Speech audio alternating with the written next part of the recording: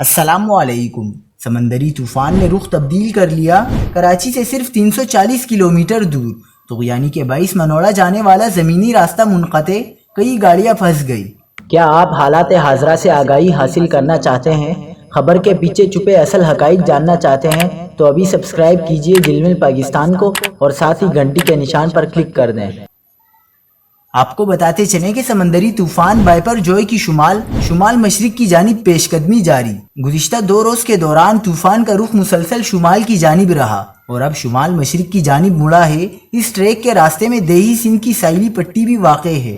سمندری طوفان بائپر جوئے کے اثرات کے سبب سمندروں میں طغیانی کی صورتحال ہے، جس پر کراچی سے منوڑا کا زمینی راستہ جزوی طور پر منقطع ہو گیا۔ جوار باٹی کے سبب منوڑا جانے والے روڈ پر ریت اور پانی میں کئی گاڑیاں پھنس گئی ہیں۔ طوفان 15 جون کی دوپہر یا شام کو سندھ میں کیٹی بندر اور بھارتی گجرات کے درمیان ٹکرائے گا۔ سندھ کے ضلع سجاول کے ساحلی علاقے شاہ بندر میں سمندر میں شدید طغیانی ہے۔ موسلادھار بارش اور تیز ہوائیں چلنے سے کچے مکانات کی چھتیں اڑ گئی۔